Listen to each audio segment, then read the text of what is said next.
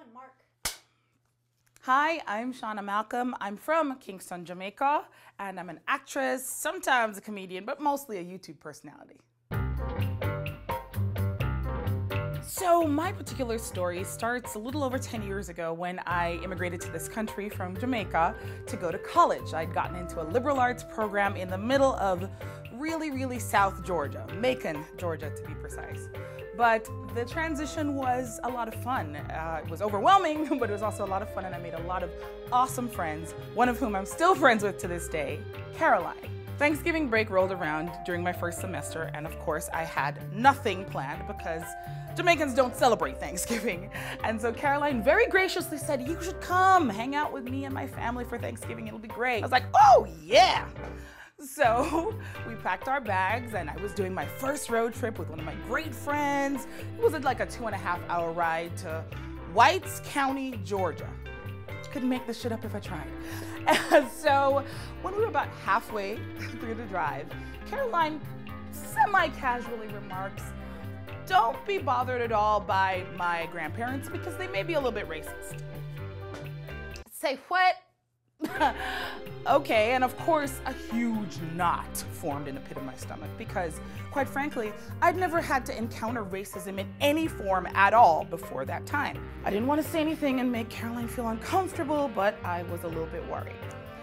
We get to the end of the drive, we pull up her driveway, her family comes out, her mom, her brothers, everybody greets me. It's awesome. They take us into the house, we go into the kitchen where all this wonderful food is being prepared.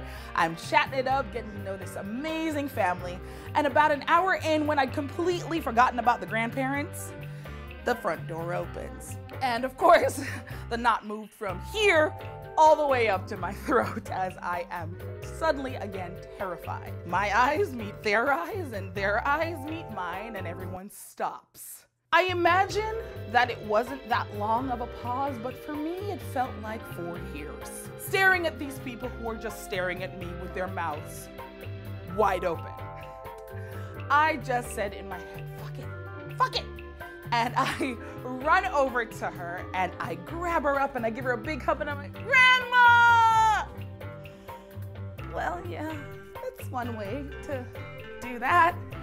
And eventually you can feel her kind of give into the hug, but her husband's just like, the whole time.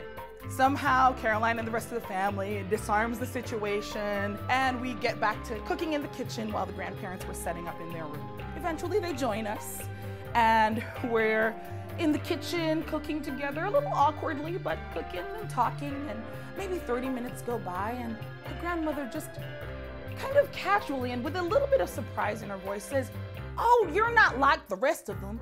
You're just like Oprah." Which I'm sure in her mind was the biggest compliment she could have ever paid me. See, she's 90 years old. Well, no, she's 100 and something now. I don't know if I can give you any advice, because you 100. What the hell is my 29-year-old ass gonna tell you? You grown as hell, like you overgrown. So I can't give you any advice about race at this point. Who you are is set. This is not some, cake batter that we mix it. You are already baked, well baked, overdone, and iced. So, I mean, I appreciate you extending the hand to say I'm not that bad. And quite frankly, you didn't make my weekend as super uncomfortable as it could have been if you hadn't thought of me as not one of the bad ones. So I appreciate that. But I would just maybe remind you that sometimes people surprise you, so be open to more surprises. I didn't think about that it was gonna be a white family for Thanksgiving, or that meant something good or bad. I certainly wasn't hyper aware of racial tensions, particularly in the South, because I wasn't from there. So I think I was naive, which gave me protection mentally, so I wasn't as maybe intimidated as I would have been now.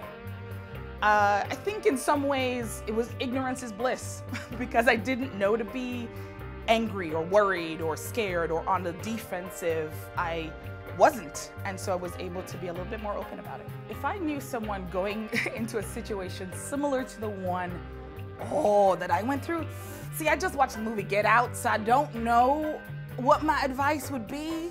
No, I do, get out. Just don't do it. Don't Don't. It's not worth it. Run. Seriously, run.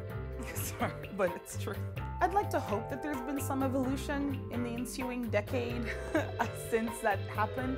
But I also think that the great thing that's beautiful and awesome about small towns is that they get to preserve so much of their identity and their culture, but that's also what can get in the way of progress, says the liberal. And that's more inclusion. But I do think that it says something about the ideas they have about race already, and that this 90-year-old grandmother was willing to maybe extend the idea of, okay, not all of them are bad, maybe this one isn't bad, and maybe if she meets more people, she would too. Thanks for watching Race in America. Go ahead and like this video, leave a comment, tap here to subscribe, and tap here to keep watching.